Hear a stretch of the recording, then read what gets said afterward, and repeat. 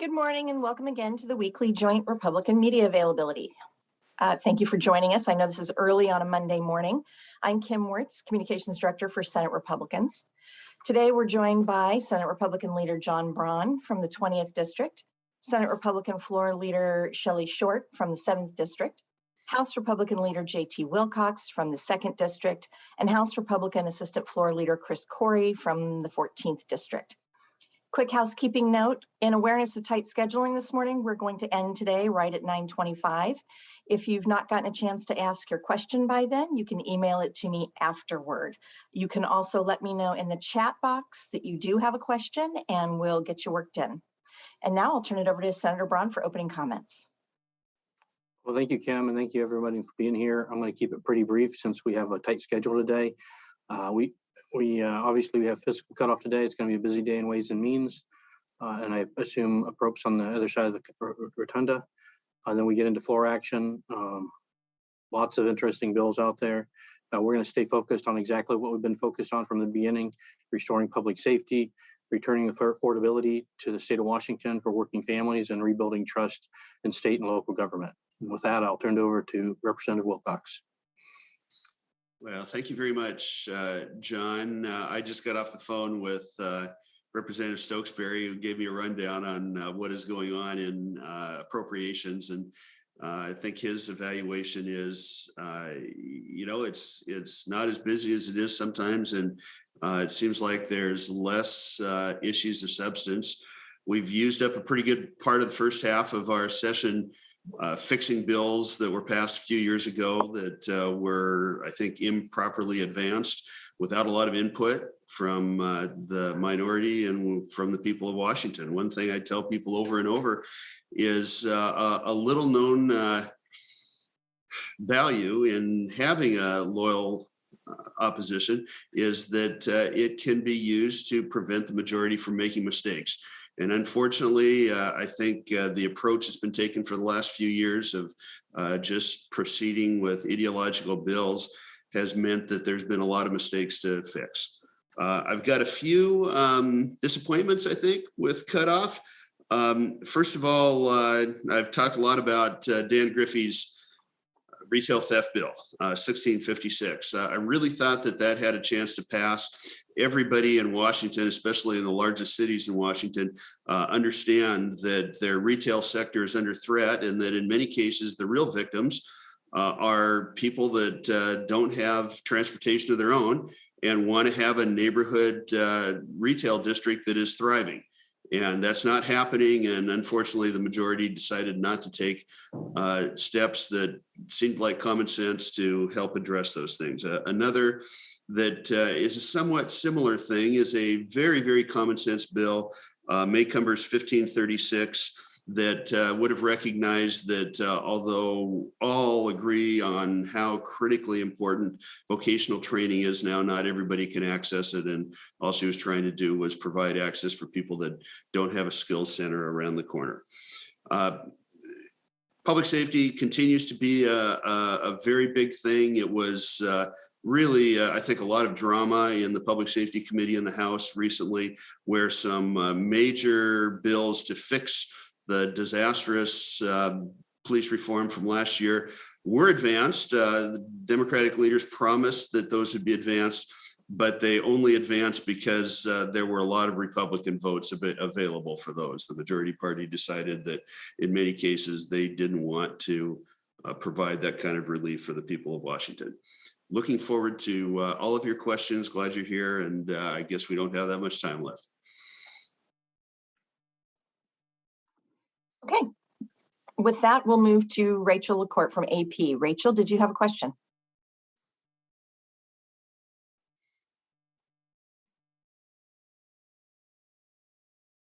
Rachel? Okay, we'll come. Oh, sorry, there no, she is. I'm here. Sorry.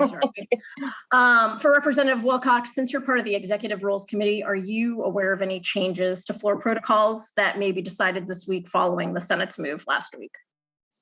Yeah, we had a visit Friday, I think it was, and there's going to be a slight expansion in the number of people that are on the floor, not as significant as the House. And I am surprised that hasn't been announced. As far as I know, there's no glitches in that. Okay, and then for Representative Corey, I think I saw him on the call. Is that correct? Okay, so for him, on your executive powers bill, have you had any discussions with House chairs that make you optimistic that elements of your bill may be incorporated into the Senate version if that one clears that chamber and comes over to the House? Good question, Rachel. Thank you. Yeah, we were obviously disappointed that 1772 didn't get moved out of committee, given kind of the broad support it had. I have been talking with House Democrats about ways we can improve the Senate bill and include elements from 1772 in that. So I'm hopeful if it reaches the House, we can improve the bill and make it something that we can have a unanimous vote out of the chamber on.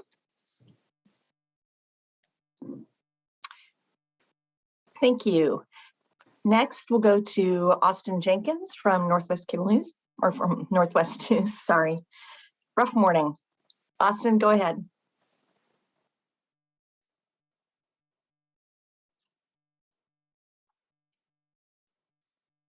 Austin? Okay.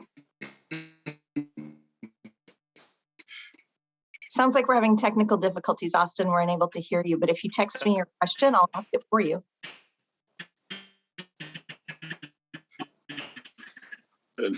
Senator Braun, this is a question for you. I have no homes down in your pyramid. Good morning.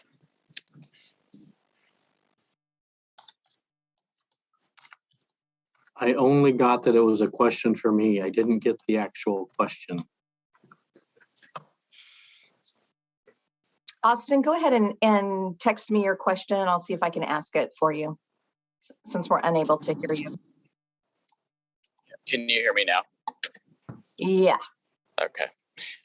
If it's not too late, I wanted to ask Senator Braun about building tiny houses and doing so at scale to meet the demand for housing right now, emergency, housing.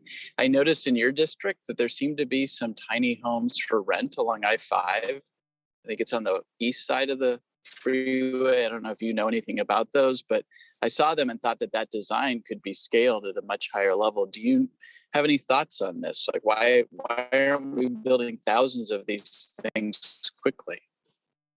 Well, thanks for the question, Austin. There is a group of small houses, tiny houses just north on the east side of the freeway from our plant on I-5. And it's interesting, those houses were built and are being rented entirely by a private individual who has found a way to work himself through the cumbersome regulatory environment and do good work for the people of Lewis County and provide housing at an affordable rate. It would be nice if we could peel back some of the regulations and allow that to happen on a broader scale around the state. And my point is, certainly this is something the state and local governments can and are investing in, and I have no opposition to that. But if we're going to solve our larger housing problem in our state, we have to bring in private developers that are willing to do this. And this is a good example where private developers will accommodate, the what's available to them to provide housing if we get out of their way. Austin, did you have a quick follow-up?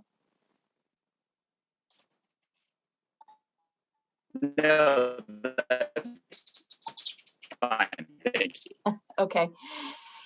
And then we'll go to Keith Eldridge from Como. Hi, good morning. Thanks for taking the question. Just checking on, I talked to Senator Braun on this on Friday, but the bill for commutations heading to the House now. So Leader Wilcox, the question for you, are you going to block the bill that could potentially let people like Gary Ridgway out of prison someday?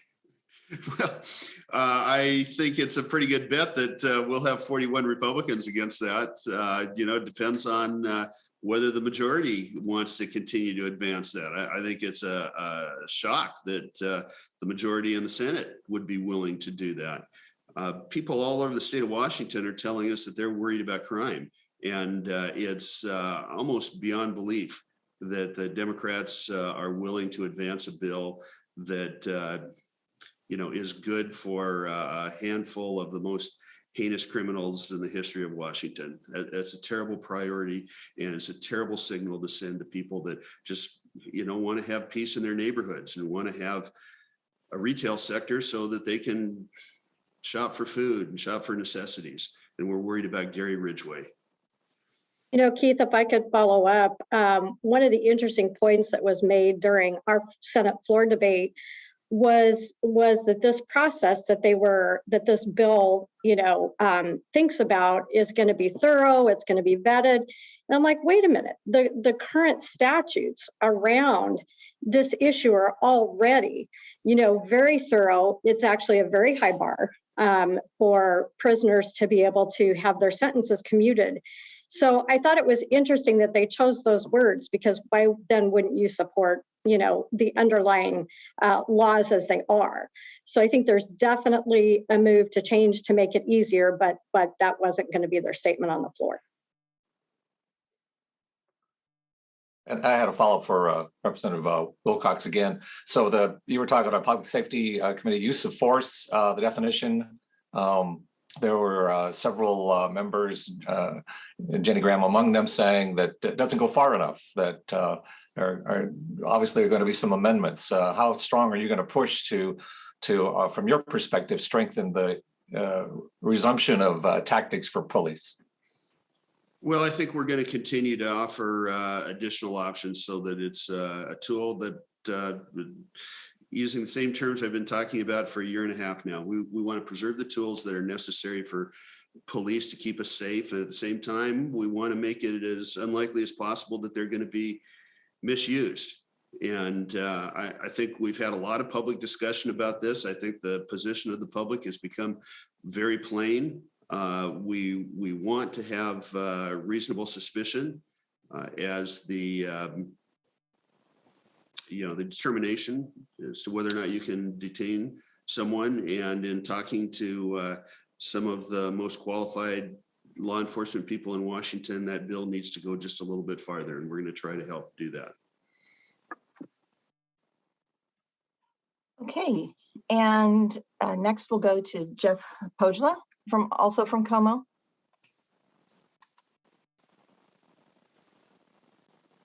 Well, actually now from KNWN, changed our call letters, Northwest. Thank you for announcing that.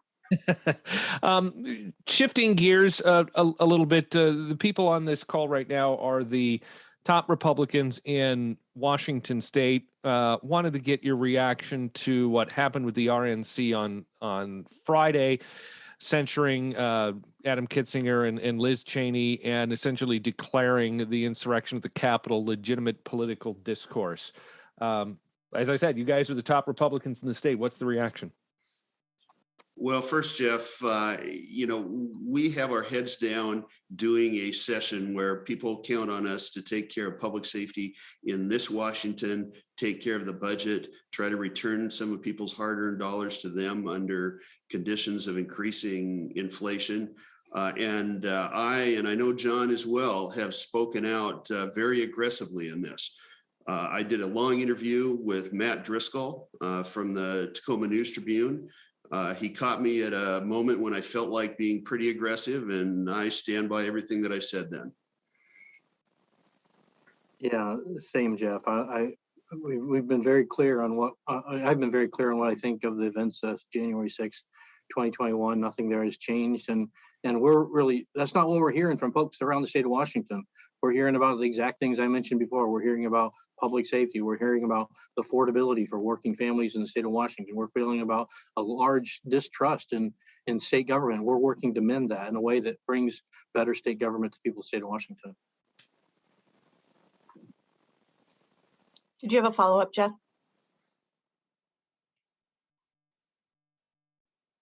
No, I'm good. Okay, thank you. And then we will go to Jerry Cornfield from the Everett Herald. Go ahead, Jerry. Good morning. Thank you. Transportation tomorrow, the Democrats are rolling out their transportation package. And I was told that they would brief you folks in the two caucuses ahead of their rollout. I wondered, have you been briefed on what's in that package? If so, what have you seen? What have you liked or dislike? To my knowledge, no one in the Senate Republican caucus has been briefed on this package. We've had, I know that Senator King and Senator Leas met last week, but no details on the package was shared other than they were going to announce, basically a a partisan package tomorrow, hoping that we could support it. That's not the way we've seen transportation done in our state for decades. It's always been a bipartisan process. For whatever reason, the majorities have chosen to build an entire package by themselves, hoping that because we have been broadly supportive of a transportation package, we would just come along without really truly being involved. So that's pretty disappointing. From my perspective, I am encouraged that we're trying to get a transportation package put together, but really should be something we work on together and work for the entire state of Washington, not just something the majorities do. Yeah, I think this has been a bizarre process. Representative Andrew Barkus rolled out his package back in early December. And there was no official response from Democrats, at least as of the last time I talked to him, which I think was Friday. He hadn't been briefed on this. And it's crazy to fail to take advantage of the fact that we've never had so much commonality when it comes to transportation as we have this time, and then to wait until the midpoint of the session to finally bring one out. And by the way, I'd also refer you, I know it's on tape, there was a forum for AWC last week, and the speaker mentioned that she wasn't sure that there was enough time to do a package. It would have helped to have started working with everyone in the legislature a little earlier. And then she also said that if there was a lot of process, I'm going to get this a little wrong, so please check the actual quotes. She also said something like, if there's a lot of questions or a lot of amendments, then there probably isn't time. That's the approach that's been used on all of these disastrous bills that have been getting us into trouble. And I think if they were serious about a transportation package, we would have been talking long ago, and there would be some room for debate, questions, and amendments rather than talking about how little time we have.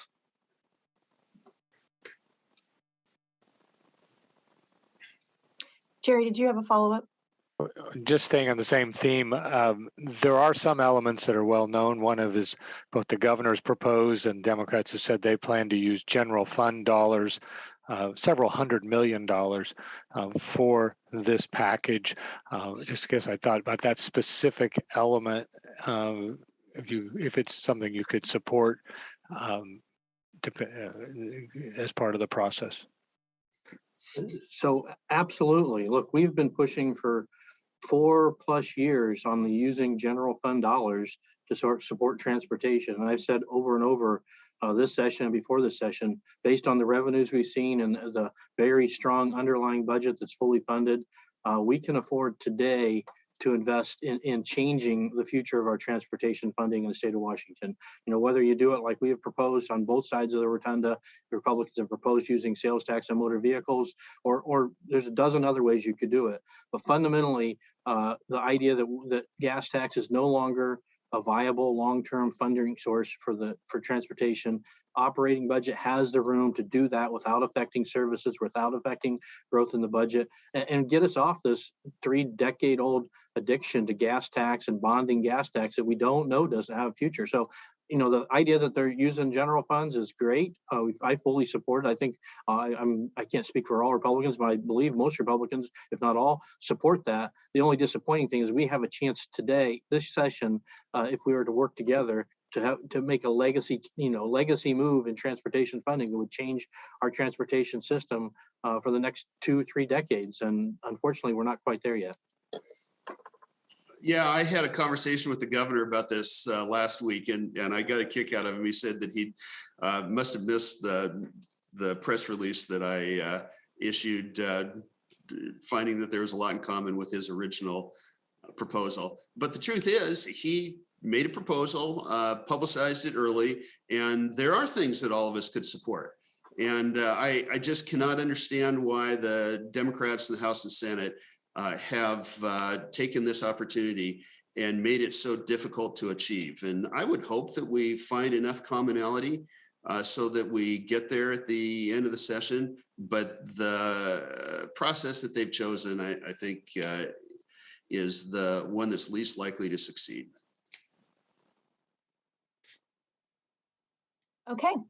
And it looks like we're getting close to time here. So probably our last question will come from Brooklynn Hille from WNPA. Good morning. My question is for anyone who would like to comment. So with the budget surplus, tax relief has been a frequent topic at this year's session, but with today being the fiscal cutoff, it seems few tax relief bills will actually make it to the floor. What kind of conversation has there been regarding these bills, and why has there been such little movement when a few have received such bipartisan support? Well, I wouldn't write them off just yet. Some of the tax bills affected by the budget are exempt from cutoff, so we still have the opportunity to hear those bills and bring them forward in the next in the second half of session.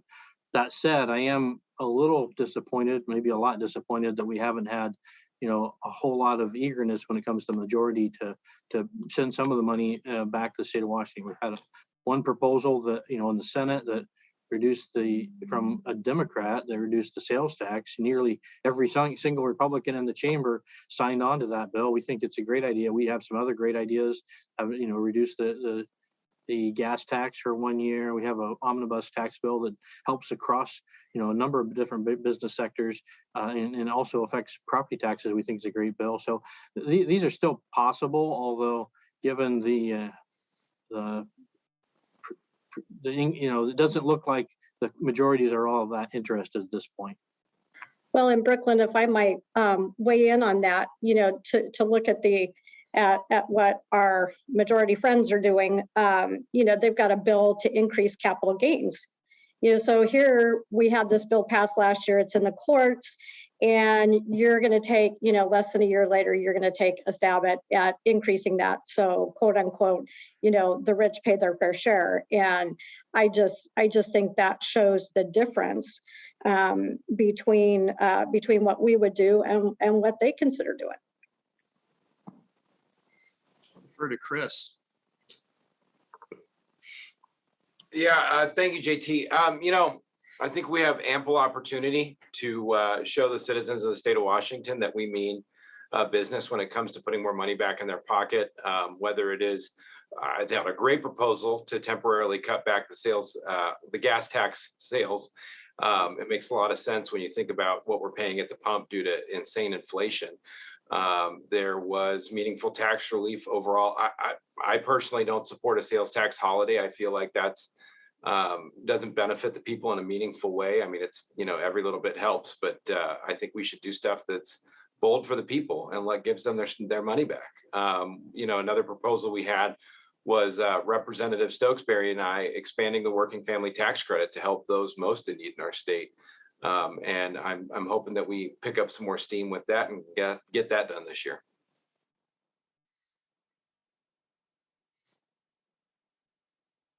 Okay. And we are almost out of time. Senator Braun, would you like to, or Representative Wilcox, would you like to wrap up with some quick closing comments?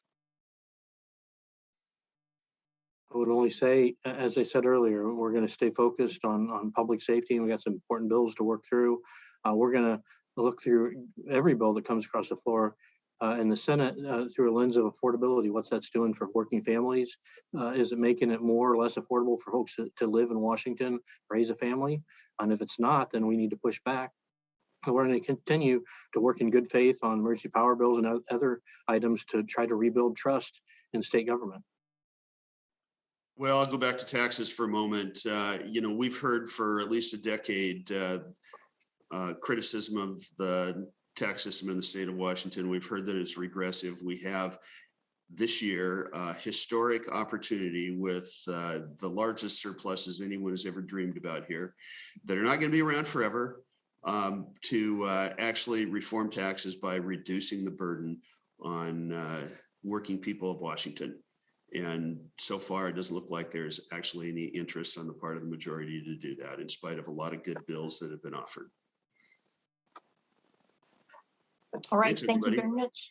Oh, thank you everybody for joining us, and we'll go ahead and end there, and we'll see you next week. Thank you.